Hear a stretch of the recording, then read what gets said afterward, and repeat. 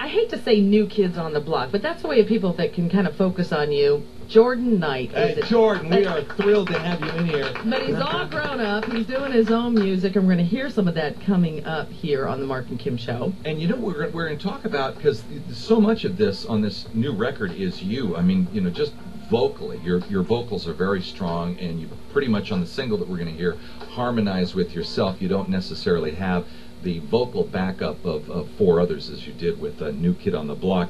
You know, you were talking about you know, people saying you lost your childhood, and then you say to them, yeah, but you know what I had here. What was the girls? Talk about the girls. Yeah, I don't know. It was a New Kid on the Block you had. I thought this was an AC station. And, you know, and obviously we don't want anything, but it must have been thrilling up to a certain point with the attention that you got as a young man and having girls just be crazy for you guys.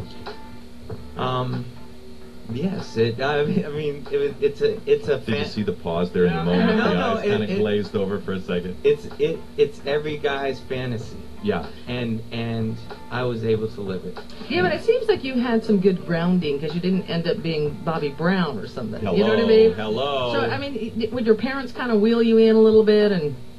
I don't know.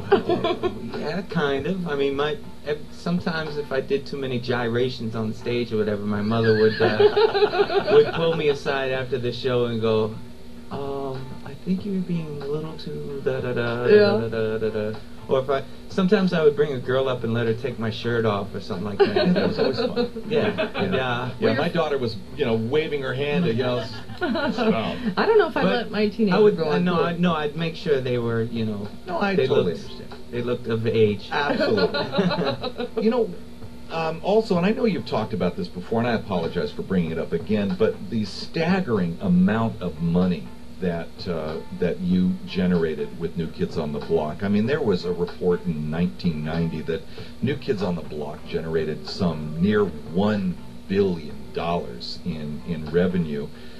It would comfort me a great deal to know that you and the rest of the guys... Yeah, well, hello. Oh, gosh, yeah. That you guys, at the end of all your incredibly hard work for those years, came out with something. Were you guys all okay after the end of that New Kids on the Block there? Yes, we were, and we still are, and I'm glad to hear that.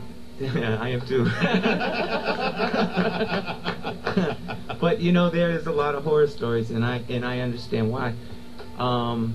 Because out of that 100, you say that I read a billion.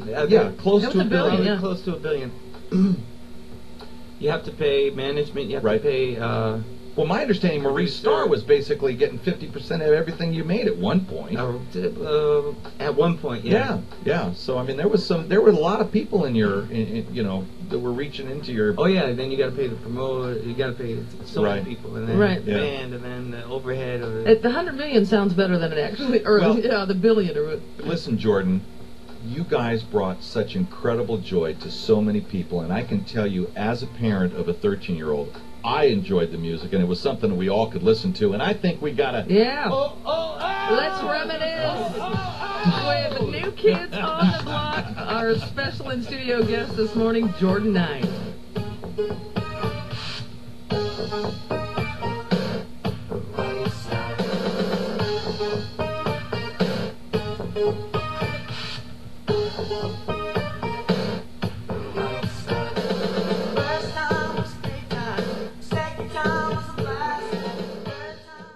Yeah. Jordan, it is a jam. It is a jam. Jordan Knight, who's in our KOST 103 studios, has a brand new CD out called The Fix. And, you know, the single off of it, Where Is Your Heart Tonight, that we want to play for you right now. Jordan, this is really a very well-produced record. And I know that you've got, you know, you have a co-songwriting credit. You've been writing music for a while. What was it like putting this together? Because, you know, here's my thing.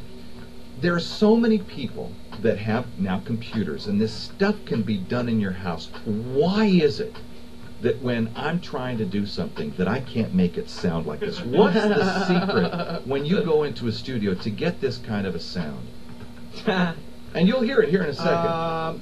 Well, you know what? On this record, the thing is that we didn't use many computerized sounds. Really? It's Maybe that's it, doing it the real old-fashioned Well, way. but no, but I'm it's- talking about taking a guitar, but your recording device is a computer. Yes. But now anybody can have a multi-track recording studio at home. right. How did you get the sound of this record? Because it is really, it's very full. You have real strings. You have basically an Yeah. orchestra behind you on this. Yeah, record. there's real strings. It's actually, it was about four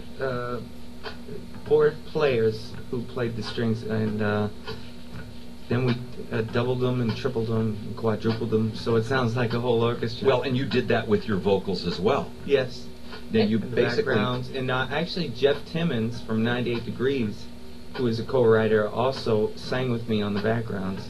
And tell us about the lyric line.